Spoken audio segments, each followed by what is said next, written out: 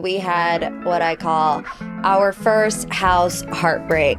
I am sitting here with Liz Wilcox from, I actually don't remember the season number. Season 46, season everybody. 46 of Survivor. We're basically missing the pool part of the pool. How many people have fallen victim to Facebook Marketplace? You have got to be kidding me, Harley. One beat is all it took. I was literally about to sit down and say he's doing so well. The big balloon lights are on. Ugh. The big balloon lights are on. He wasn't freaking out. And all it took literally was a beep of the alarm clock to set him off. Come on, big dog. Keep it together. How long do you think we're going to have until we have to kick him out? 2 minutes. Well, we're 35 seconds in. We'll see if he calms down. But hi, Dave. I'm back. Welcome back home. home. 3 days away in Boise. Yeah. How was it? Okay, he wants out, and we are 51 seconds into the pod. Why does he hate it so much, I wonder? Anywho, welcome back, Dave. Did you miss me? I did miss you. I miss you very much, actually. Are you just saying that? No, I'm not. I did. I missed you. You did a really good job. What did I do? Dave and I always have this, not a fight, because I don't really think we fight. We bicker. Everybody bickers. Yeah, you spar. Bit of sparring. Yeah, we do spar. But my biggest complaint anytime that Dave goes on a work trip, because you go on a lot, first of all. You go on a lot of work trips. For someone who isn't like in sales or consulting, who has a lot of clients, yeah, we go on a couple trips. And my biggest complaint is the same complaint that I have when you're on the golf course. And that is just, I no longer have a husband when you're on the golf course. Lack of when you are, communication. doing something at work. So in the past, but we didn't have this conversation like before you left. It's not like it was fresh on your mind or anything. But I have said, and why are you smiling? No, it's just funny because I know what you're talking about. I have said in the past, like, can you just check in with me at least a little bit here and there? Because I understand you're busy, whatever, but I'm sad, alone, depressed, bored in my house by myself. But we didn't have that conversation right before you left. Like I said, we have had it in the past. But you talked to me all week. I know. I'm so proud of myself. You know me. I'm all or nothing. If I'm playing golf, I'm playing golf. If I'm working on something, I am all in on that. So it's very difficult for me to be like, oh, I got to pick up my phone, text, whatever. Because then I just get stuck in rabbit holes. And it's just the kind of person I am. So I think I've just slowly been training myself to check in every once in a while. And I will say, I think the fact that we both have a shared goal of finding a house right now, there were a lot of things that we were texting about related to that. True. But it just made me feel good. Now, did you know going into that weekend, like, had you thought to yourself, I'm going to make more of an effort to text her while I'm away, or did it just happen organically? I don't know, because I don't want to say I was thinking about it because that makes it sound disingenuous. I don't think so. Because I was definitely communicating with you more. Just tell me the truth. No, I don't care. The truth is that I didn't have a moment where I sat there and I was like, okay, I must communicate with her more. I just was recalling in my mind the last time I went on this exact trip, because it happens at the same time every year. I remember feeling like I hadn't communicated enough. So it was at the back of my mind, but it became a habit and I was enjoying talking to you. So sue me. Well, I'm happy. I said it was a good thing. Yeah. I appreciate it. Because I realize I was gone Wednesday, late Saturday. So the next time you only saw me was Sunday. And then I have a friend's bachelor's party coming up in Phoenix soon. So that's going to be another couple days out. Mm-hmm. Then I'm going away to Spain in August for the company retreat. So I was aware of what's coming up as well, I think. So trying to soften the blow of a bunch of things that are happening. But I'm glad that you noticed. Well, while Dave was in Boise, we had what I call our first house heartbreak. Devastating. I mean, we told you last week we're looking for a house. This is brand new territory for us, but the market is insanity. And we know, like, you gotta act quick or you're gonna miss out. Right. We experienced it firsthand last Friday. Oh, less than 24 hours Not of a even. listing going live. Not even, I want to say it was like 18 hours of this listing going live. And Dave was away, like he said, and I saw it come up. Our realtor sent it to our email, and I'm like, I love this house, which that would have been the 5th house that we have seen. And I feel like I was talking myself into the first 4, not the one. There's one that was like, absolutely no. But there's one that's actually on our street now that we're like, maybe we could. The price is too high. So we're like, if the price comes down, maybe we'll be more interested in it. But I found myself having to talk myself into that house. Layout's a bit awkward. Yeah. Like not brand homey new, vibing. really. But not that I need brand new or anything. But like when I tell you this house that I saw on Friday was perfect. Match made in heaven. It was a moment of like, when you know, you know. Yeah. And that you have to base it off feeling with these kinds of things. And David wasn't here. And I wasn't there. And we were spiraling. Not only was I not there, so to paint the picture, I was at our company's annual conference that we host. So we do a lot of main stage keynotes, and you're going to hear from Liz Wilcox later in this episode, who I caught up with at that conference. But picture me being on my laptop out in the streets of Boise. I was sitting at a picnic table, literally on the street between main stage keynotes happening, and looking at videos that you had recorded of this house, comparing the floor plan with the videos to see where. So I was basically doing virtual walkthroughs. Yeah. We're on calls with our agent, helping us figure out what's like the best strategy here, because we knew they had listed it below what it's probably going to go for. Yeah, there was an open house the next day. Right. And our realtor had let us know that there was already an offer put in on the house. Yeah. So this is now, it's basically you have to put in the offer that they had put in had a contingency of they had a deadline. So the buyer had to receive a response from the seller by the end of the day, meaning we only had 2 hours to decide whether we wanted to put in an offer. Yeah. Long story short, back and forth discussion, we decide to put together an offer. Yeah. Our agent is drafting the offer letter up so that she can go have a birthday dinner with her daughter. Fair enough. And giving us the time to review the offer while she's out at dinner. Then in that short space of time, I'm now writing a buyer's love letter at the back of the venue that I'm at this conference in, saying like, "Oh, we're David and Morgan. We're like lovers and blah blah blah. And I'm from South Africa," and like just trying to just butter up the story because people have told us that makes a difference when you get matching offers. And in that moment, our agent texted us and said, the seller just called me and said they've decided to take the first offer because they don't want to miss out on it. And they basically said the offer was too good to refuse. So essentially, they offered way over asking. And that was the thing. Like, we saw this house. It was in our price range. It was not pink carpet, wood trim everywhere. Oh, it was less than 3 years old. It had just been built. Immaculate. It was, I could cry. And it's funny how we heard so many people say, "Oh, trust me, you're going to make multiple offers before you find your house." You just don't want to believe it. Yeah. You don't want to believe it. And once it happened, I just felt like, you know what, it's just going to be the first of a couple. So get used to it. But now I'm scared because now I feel like I have this standard because this house was incredible. I mean, there was not one thing I didn't like about it. I would say the only thing I didn't, and it's not even that I didn't like about it. I just know you want a bigger backyard. It was still like definitely enough space. It wasn't small by any stretch of the imagination, but I know you really want a lot of space. So that was really one thing. It was a 2-car garage. You want a 3-car garage?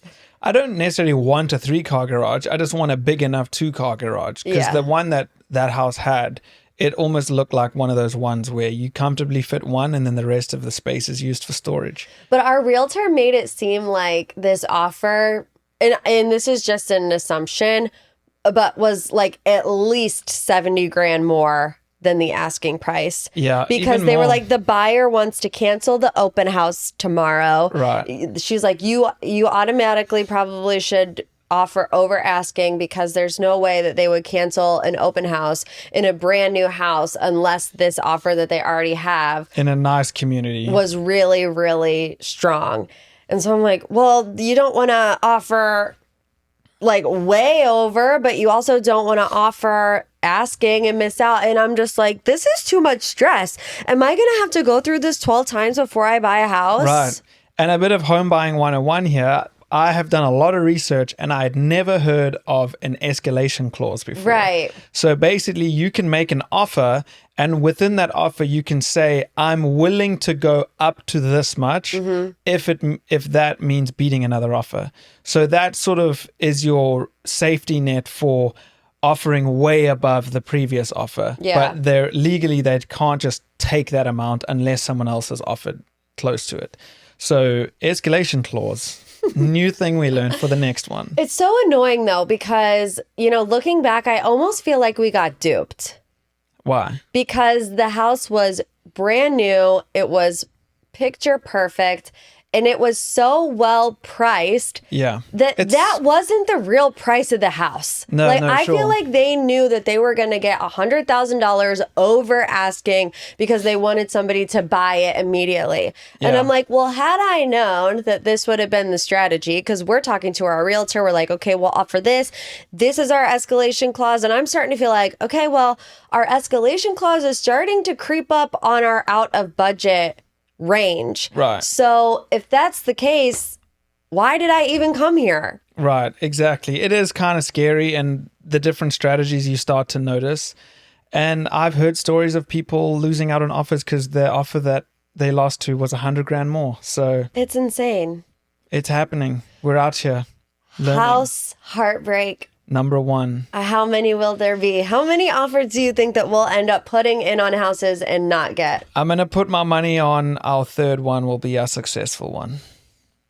Let us know in the comments. I hate it. I don't want to do it anymore. It's so tough. It was a nice house. It's emotionally draining. Yeah. I was wiped. I sent David that meme of Boo from Monsters, Inc., where she's like half asleep, dazed and confused, just blinking, because that's how I felt at the end of the day. All of this happening without us being in the same place did not help. Yeah, that was really rough. Not help at all.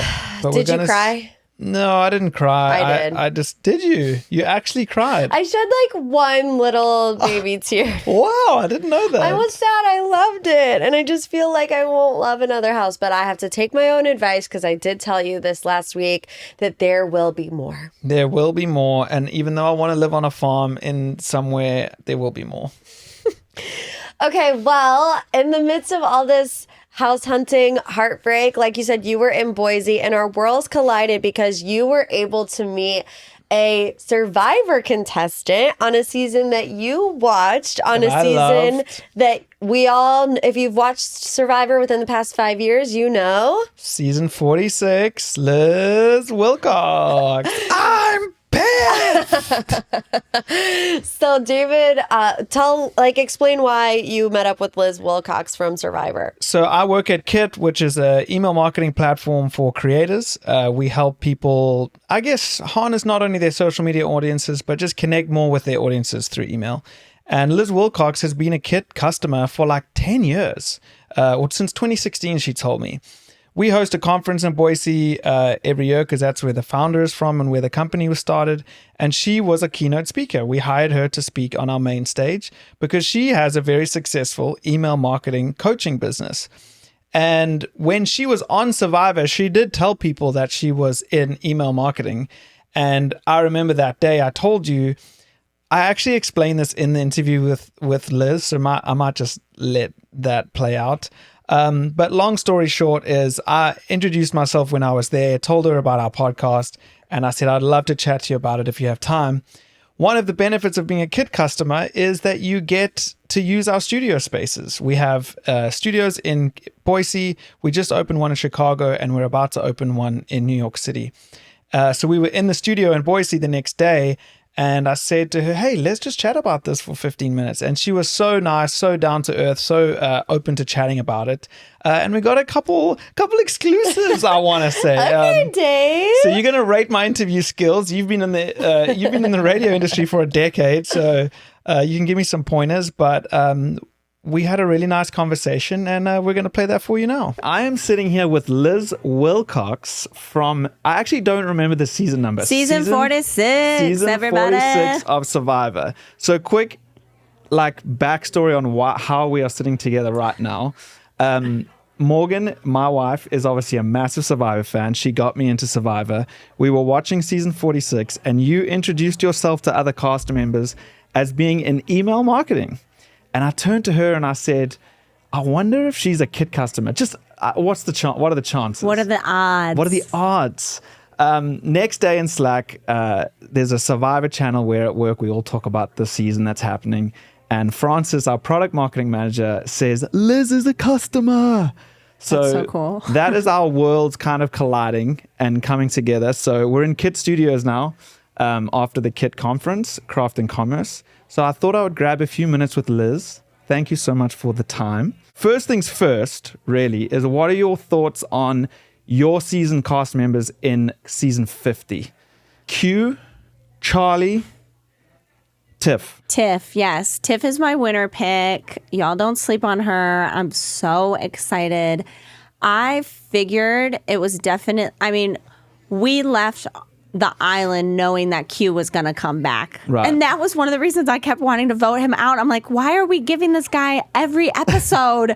Oh my gosh, get him out of here. We're never going to be on TV, guys. So we knew Q was going to be on. You know, he's just one of those personalities. So I was super happy, so excited. I can't wait to see what he does or doesn't do. Right. So excited about that. Couple Q skirt appearances. Yeah, probably. Q skirt. Charlie, love Charlie. He is the best. Like, he's the only person on the island that I never once even thought anything negative about. Wow. So I'm so interested to see how that plays out, if he's perceived as a big threat because he got second place. He was seen on the show as this sort of very, strategic person, or if his energy comes off as I'm just here and I'm here to help you and I'm on your side, which is how I perceived him as. So I'm really interested. Do you think potential top 3? Charlie, I think so, for sure. Smart I think dude so. as well. He's so smart, and he just, like I said, he has this calming energy that you just think, oh, this guy's here to help me. Right. And you kind of forget, oh no, he's here to win $1 million, you dum-dum. Right.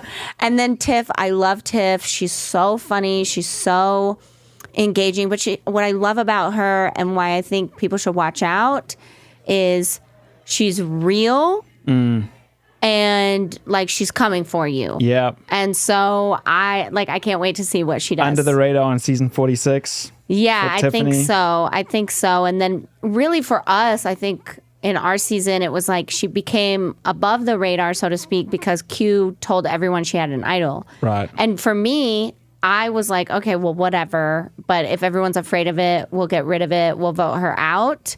But I think she's learned from her mistake of not playing the idol. And so she's going to be switching up her strategy. And I can't wait to see it. So in season 46, quickly talk me through the millionaire strategy because you didn't get much of a chance to explain it on the show. Thank you. So how did you want it to end?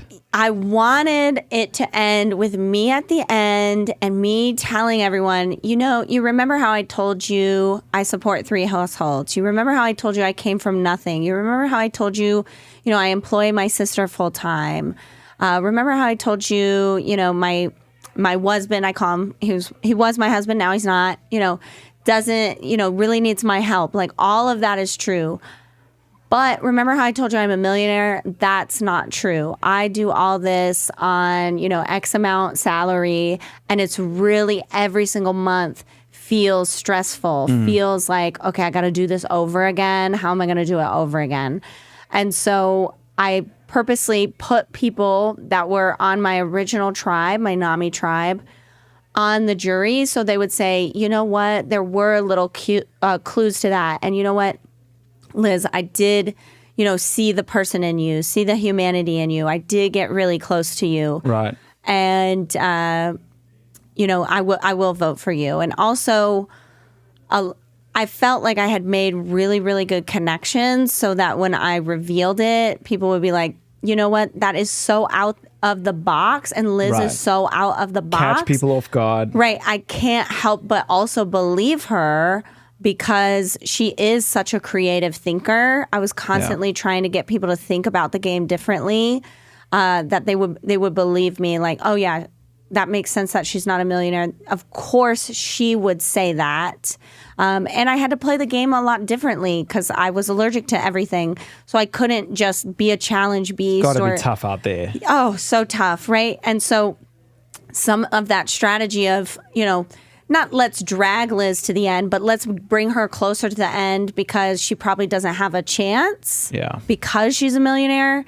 Like, that makes sense for someone who's not eating because they can't win immunity. They can't be running around camp, doing all the strategy, et cetera, et cetera. Right.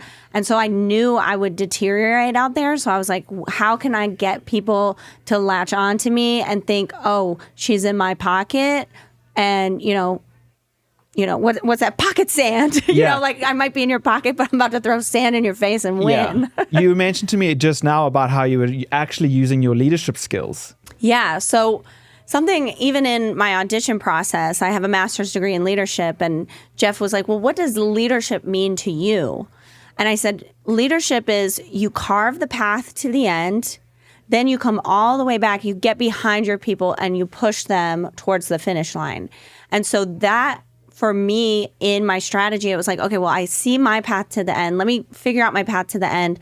And then at the start line, how do I just slowly maneuver these people so that, I get to the end the way I thought I wanted to. And that was your strategic voting out process of who you were getting out and who you were bringing with you. Absolutely. And I'm not so delusional to say, I drove the vote every single time. But there was a moment where at the merge, I said, okay, I need to get Tevin out right now. And it'll be like a domino effect because I see Tevin making these connections that I'm not making. And if I can just real quick before they get super solid, if I can say, actually, let's get Tevin out. Right. Actually, he's got a really good story. Let me tell you his story. You don't want that at the end. And everybody bought it, even though I didn't even know really the extent of his alliance. I just saw him talking to people that I wasn't talking to. And, it was like that domino effect. And then it actually became very simple to get everyone else out. Yeah. And one of the ways that I wish they would have shown on the show, because people say, well, how did Liz convince everyone to go against Tevin when Tevin was the one in the alliances and Liz was like not even on camera? Like, what did she say? And what I did was, again, like trying to get people to think I'm in their pocket, I went up to Charlie, Ben, Maria, and Tiff, and I said, if you vote for me or vote with me right now for Tevin, this is my big move. 46 was all about big moves. Yep. I said, this is my big move. I will get in the back of the bus. I will not have any opinion. Wow. I will do whatever you say if you do this for me. And I said that to 4 people. And so that was another thing I was going to say at Tribal of like, you thought I was in your pocket, and here's why. Because I told you I was in your pocket. I told you if you help me, I'll help you. I said, and you guys kept me around because you were like, oh, Liz said when I'm ready, she's going to be with me. Right. I said, and that's how I got to the end, and you didn't. I think people are going to love reminiscing on season 46. That leads me to, what do you think, what's one moment that got cut that you wish they didn't? Because would you say it's fair to say that you were misunderstood from the audience? I think so, for sure. So I want to say, like, oh, I wish they would have just shown me saying why I was talking about money so much, right? Because it was a strategy. But honestly, now, it's been a year since the show has aired, and I've really come to like love the misunderstood character that, Liz from Survivor is, because it's very different from the Liz Wilcox you've met, and even, the Liz that's, a mom to her kid, Business right? owner. It's very, it's similar, but it's like two sides of a coin. Right. And so if we're going to go with the character Liz, I really wish, because this would have just been such great TV. It was, I think, at Final 7 or Final 6, Kenzie and I got really close. Kenzie ended up winning our season. And we were walking through the woods, and I don't know why. Sometimes I just say stuff, but it was so funny. And I think it honestly would have made Kenzie look even more smart. I stopped her and I grabbed her arm and I said, Kenzie, I got to ask you something. And she said, what? I said, I'm going to say this and I know it's going to sound crazy, but I feel like you're thinking the same thing I'm thinking. And she's like, what? And I said, do you think this game is like really easy? And her eyes got so big and she like gripped my arm so hard and she goes, yes, these people are so dumb. Bonding experience. And it was like, okay. Yeah, I this wish game. they had shown that. I wish they would have shown, I really wish they would have shown me not, I'm not a millionaire. I'm just saying that so people think I'm in their pocket. Yeah. But I wish they would have shown that because it would have shown how close Kenzie and I were. Right. And also Yeah, just they didn't show much of that, did they? Yeah, Kenzie and I were really close, especially towards the end. We're still like very, very close.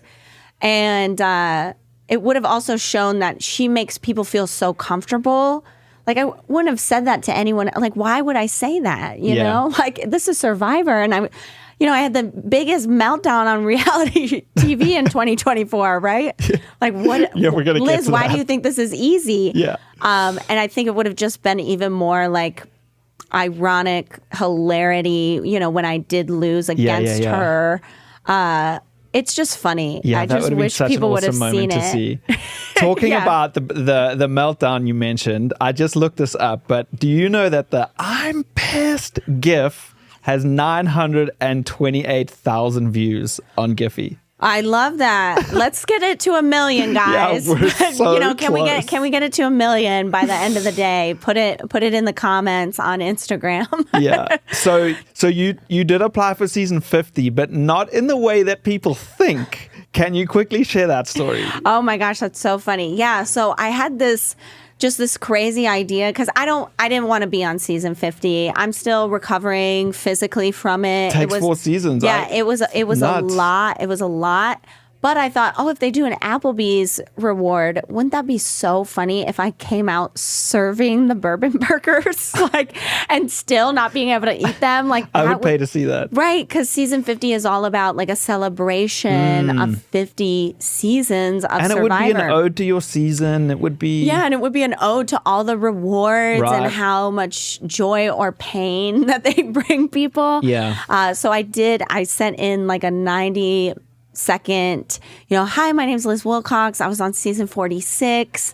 I had the biggest meltdown in the last 10 years, maybe top 5 of the entire show. I love that you just own it. And I just applied. Like, I didn't text, I could have text my casting director. I still talk to her every once in a while. Yeah. I could have DM'd her, but I went through the proper process. channels. They didn't have a box that said Applebee's reward waitress. Right. And I mean, I never heard back, but I'd like to think that they all had a very good laugh about it. Yeah, they saw it. Somebody saw it. They watch every video. They DM'd it to each other. I would like to think, yes, that Penny was my casting director and that whoever saw it forwarded it to her.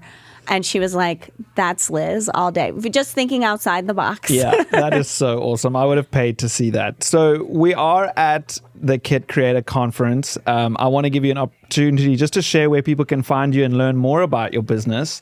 You're in the world of email marketing and coaching people around that world. So where can people find you about that? Yeah. So if you have a podcast like this, or you're trying to be some kind of content creator, whether it's reality TV or something else, I teach creators like that, podcasters, YouTubers, how to get their audience off of social media and onto an email list so you can connect with them better and convert them. You can go directly to lizwilcox.com, hit the hot pink button in the top right-hand corner, get signed up to learn more. The Fresh Princess of Email marketing, baby. Yeah. What's next for Liz Wilcox? I'm going to really enjoy season 49 and season 50 of Survivor. Maybe you'll see me at a couple watch parties. Nice. And then just try to take over the email marketing world, really. Awesome. Well, thank you so much for your time, Liz. And Liz Wilcox, everybody. Thank you. I'm so proud of you, honey. Thank you so much. And I've noticed that you haven't done as many nervous leg raises today. I know. I've actually locked up my foot because I could tell it was starting to come out of it. You didn't do any with Liz. I know. You know what Why is it it was? different with me? I think it was the studio was so comfortable. The chairs were more comfortable. There's more space in there. I don't know what it was. It just felt You like know what that means, ladies and gentlemen? we're getting a bigger house. We're going to have to buy new chairs again. I don't know about the chairs. I think it's just, I don't know. You were just ready to go. Were you nervous? No, not at all. I think we had spent a lot of time talking to each other before that interview, which sort of got me comfortable. And I said to her while we were chatting, I wish we had recorded all this. Yeah. And then we ended up just not quite repeating what we had just spoken about, but we had like discussed a few things already. So we kind of knew what we were going to chat about. But just super nice conversation. She's going to be back next year, so I should hopefully see her again. And she, like you heard in the interview, she'll be at a few season 50 watch parties along the way. So you never know. She might be watching Survivor with you. Great job, Dave. Let's give him a round of applause, everybody. Woohoo! On to the Seriously Award of the Week, because this week is a banger. It's a doozy, some would say. My boss, Charlie, saw me interviewing Liz in the studio, and she said to me, is Liz going to get the Seriously Award of the Week? And I was like, no, she's not, because Morgan's mom has an absolute banger this week. My mom has a serious problem with Facebook Marketplace and buy-sell trade. And we have warned her and warned her and warned her to stop buying things on Please. Facebook Marketplace. But we need to block the domain. She refuses to listen. So, long story short, my mom bought a pool off of Facebook Marketplace. An above ground pool. We've had a pool at my home that I grew up in for like 15 years, but we got the pool when we were only a family of 4. Yeah. Now we're a family of like 8 to 10. So we don't all fit in the pool, and we really want to enjoy Ohio summers. It also wasn't deep enough. Yeah, all the things. She wanted a bigger pool. So we're like, Mom, just go out and buy a bigger pool. No, I found one for $250 on buy sell trade. The image on the post was a YouTube thumbnail that they had screenshotted on how to set up an above ground pool. It wasn't even the actual pool that we bought. And that wasn't a red flag. I only found this out after we got the pool. So then, the boys got roped into going to pick up the pool. My husband and then my brother-in-law. Not just go pick up the pool, drive over an hour to Youngstown, south of Youngstown, which from where we are is a long way. Yeah. In the middle of like a storm. In 2 trucks because we couldn't fit it in one. So you get to the place and it is in the middle of absolutely nowhere. There is a gym that on the door it says something fitness center. It's just a bunch of gym equipment in someone's garage. That was the gym.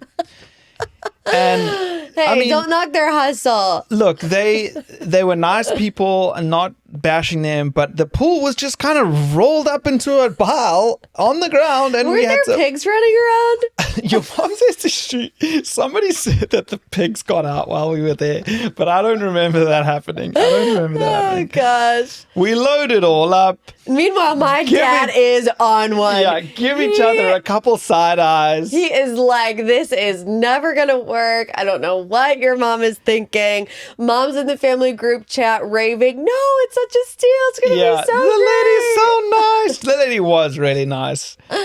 We managed to get everything in the cars, in the back of the trucks, and we're just hoping it has all the pieces. Next weekend, it's time to pack down the old pool. To demolish the old pool. All the boys get back together again. We got the power tools. We got the gloves. You're having to saw. We're sawing things off, and we eventually clear out the pool. Your dad and I and Adam take it to the dump. and it's closed. So we have to go back. Your dad has to go back the next day to dump it. It's this whole mess. Then the pool builder guy comes the following day, and we get a text from your mom saying, bad news. No, my dad said great news with 100 exclamation marks. And we were like, what? We're like, basically did we win missing, the lottery? We're basically missing the pool part of the pool. The thing that the pool goes in is not here. Yeah, there was tons of missing parts. Tons. Poles that hold up the sides. And like, let me just say for my South African and British friends that I know listen to this, like above ground pools are very normal around here. Yeah. Like a lot of people who have pools have above ground pools because it's winter, you can't swim, it's pointless spending all that money on an in-ground pool. And the guy that builds these things was like, bro, you don't have all the pieces. They're just not here. So your mom managed to get the money back. Yeah, That was her saving grace. I know. When Jeej picked up the pool, the lady did say, if you have any issues, don't worry, call me. Like, we'll give you your money back. So thankfully, she honored her word. But you know what they can't give us back? Your time. My time. Your energy. My energy. Your gas. My gas that went into the truck. My entire Saturday that we drove out there. Over an hour there, over an hour back. But Can't look ever at get that Jeej back. looking at the glass half full because the pool guy came in. He's like, listen, you don't have the parts. I can't put this pool up.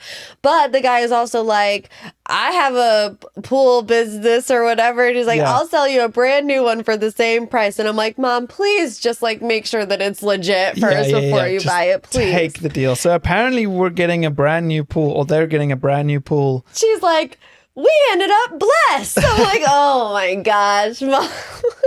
Yeah. Speak for yourself, okay? We'll send you a selfie once we're all in that pool in a couple weeks' time. How many people have fallen victim to Facebook Marketplace? Oh my gosh. I mean, when I was in 8th grade and the iPhone had just came out, my mom was like, oh, I bought you guys some iPhones on Facebook Marketplace. Well, they came in and they were in Japanese and they looked like Game Boys. That should have been enough. Your mom will sometimes send links into the family chat of like the most random things that are like $20. No context, no nothing, just sends it. It'll be like back porch furniture for like $10. We're like, I don't know about that. God bless her, though. Yeah. Hopefully, Jeej. they're supposed to be putting in the pool today, so we'll see. TBD. But Jeej gets the Seriously Award of the Week. We love her. We She's love the her. greatest. If anything, the entertainment value was there. Yes. And that is where we're going to leave this episode of Seriously. Thanks for joining us. Thanks again to Liz Wilcox for taking the time to talk to me, and we will Leave us a review. Leave us a review. Follow us- us on Instagram at Seriously Show. Is it The Seriously Show or It's The Seriously Show? Seriously Show. At The Seriously Show. You can watch us on YouTube. If you like to see my face, go on YouTube. And his feet And my raising feet up. And raising his up. all his nervous twitches. Leave 5 stars on Spotify. Bye. We're out.